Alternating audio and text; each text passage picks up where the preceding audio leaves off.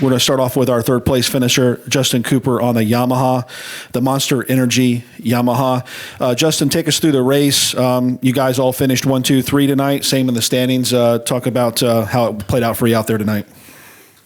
We got a decent start, and it was a kind of three-way battle for the lead early on, and made a really big mistake in the long rhythm, so almost actually went down. Scared myself a little bit, and kind of put me back off the 2 leaders, and just it was a long race. I made a couple of big mistakes, and just they added up after a little bit, and kind of lost touch with those 2 guys.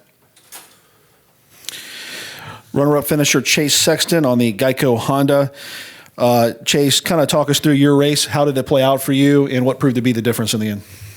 Yeah, it was pretty good for the start, or for the gate position I had. I went and got the whole shot in the heat race, and then fell by myself in the first corner. So didn't help myself in my gate pick, but made some good passes. I think I was right around 5th in the beginning, and got myself behind Justin, and then he ended up making a mistake and got him, and then Austin was by probably about 4 seconds in front of me, and it kind of just stayed there for the rest of the race. Track was gnarly. It was easy to make mistakes, and just try to be consistent. Austin rode really well. He didn't make any mistakes, so it was all in all a pretty good race. Yeah. And we'll go to our winner on the Monster Energy Pro Circuit Kawasaki, number 24, Austin Forkner, your 4th 250 win of the season. And you now have a 23-point lead in the championship standings, 5.906 second margin of victory.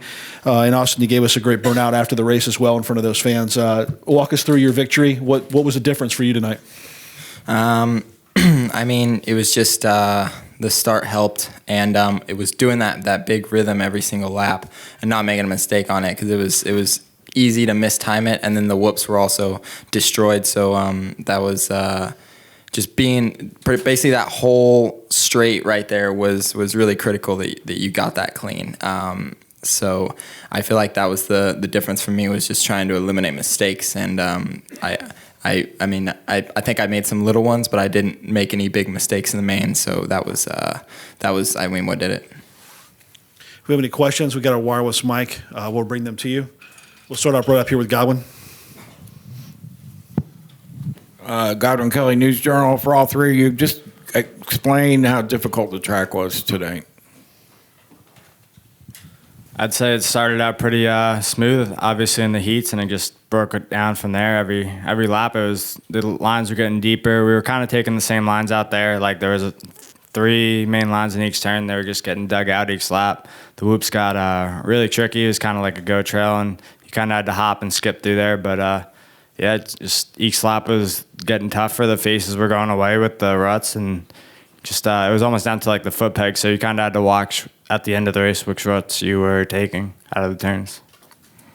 Yeah, I mean, it was basically that. It was you would hit the corner in a rut, usually hit the first rhythm, land in a rut, take off. It was just rut everywhere you went. So it was mainly just the ruts and the rhythm sections, because there was only like 6 turns on the track. So the turns weren't a huge deal, but it was just going straight, getting in the rut and flowing through the rhythms was the biggest thing for me. And then obviously the whoops was picking a rut and then really gripping tight and making sure you stay in it.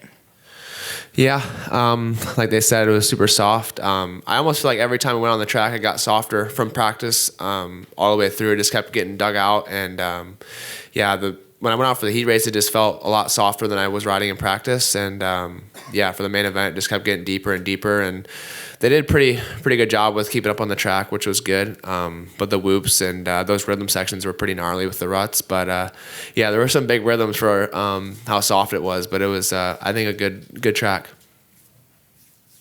Anything else? We're up here. Steve Giberson with Vital MX. Austin, you were a little animated on the podium. Did you have sort of a moment out there? It was just cool to do a burnout. That was pretty sick. I told my mechanic he definitely needs to rebuild my motor, because I held it for like 20-30 seconds just on the limiter. So it was just cool. How about close calls out there? Anything? Oh first lap, like Justin said, when he got sketchy, I was right next to him, and I saw him get sketchy because he kind of had the wheel on me. And I thought I just saw him case it out of my peripherals, and I was already committed to do the the big jump in that rhythm, and I thought he was good. Like, I didn't know what happened, so I just jumped left. I landed right next to the tough blocks on the landing of that table, and that was definitely a close call. After that, I was like, just try to stay in the middle because that was way too close for comfort. Right here, Jason. Yeah, Jason Wygant from RacerX. Austin, you won some races last year, but the championship didn't come your way. It's going even better this season. What can you point to as why this season's progressed from where you were last year? I mean, I made a few changes as far as my program on the bike and off the bike goes as far as trainers and stuff. But I just feel like it's just experience. This is my 3rd year, and just things that I learned definitely from my rookie year and even from last year. I feel like I've learned them and made improvements this year. So I think it's really just experience. It takes time. And I mean, it's hard to come in your first year nowadays and just immediately go to the top. So it's just experience, I think, is the biggest thing. Go right up here, and then we're going to go to the back. Hey, gentlemen, this is Melissa Thomas with Florida National News. In the 450 race, Plessinger took a really big hit and is pretty much out with an injury. So, I mean, how does that speak to the significance of that for you guys? How do you guys try to prevent injuries like that in your races? Yeah, I watched that. It was a big crash. Just hitting your marks, I think every lap is the biggest thing, and being 100% focused. That track would bite you pretty easily, and it definitely did. It's just hitting your marks and not making any mistakes. It's hard to do, and it's easier said than done. But it's just limiting the mistakes, and they come every once in a while, but just try and hit your marks. Yeah. I'm sorry. Go ahead. I'm sorry. Go ahead, Austin. Yeah, I mean that's pretty much what he said. Is I mean, as bad as you don't want to double through rhythm, if you get a little cross-rutted or something, you don't want to check up. You want to just send it to get the rhythm and not lose time. Sometimes it's not worth it. It's you kind of have to think big picture. It's hard to find that balance. It's really hard, and sometimes it'll just get you. But you have to find that balance of when you can send it a bit and when you need to back off. And especially with this track tonight, it was I think it was pretty hard to find that balance just because how gnarly it was. Justin, do you have anything to add? I actually did the same thing the first lap. I watched this crash. You can get a weird pop off that. It's kind of coming off a high speed straightaway, and if you don't get the right pop off that, you're going to come up short, and it's just a recipe for disaster. I really focused on that.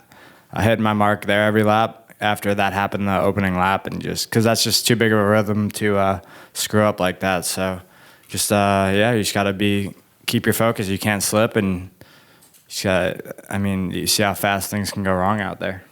Okay. On the back. Rajan Khanna, Avion News Journal or newspaper. Can you take us through the challenge of the surface change on the track? Yeah, like I said, I think in the practice and even Presta yesterday, I feel like the track had a little bit more of a dry surface, and then every time we touched the track, I feel like the more equipment went out there, the softer the track got. And the main event, that was the softest I've ridden the track all weekend, and definitely got rutted. And they went and fixed the track, and it just turns right back into a rut. It was pretty gnarly, but like I said, just hitting your marks, and that's the key to this race, I feel like.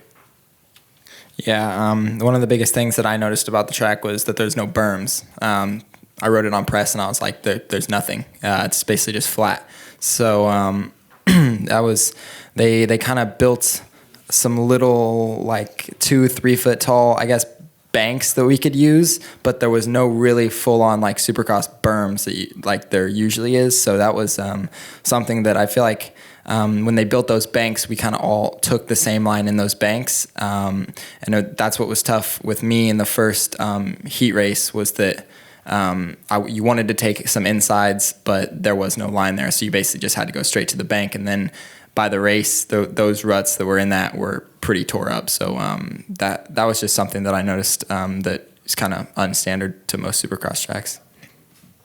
I'd have to agree with Chase on that. I feel like in practice there we had hard-packed ruts in the rhythms, and just I feel like every time they turned the dirt over, it just got deeper and deeper out there. I don't know if they put any water down before the night show, but it just every time we went out, I felt like there was deeper ruts and the track was just gnarlier. So, yeah, that's all I got to say about that.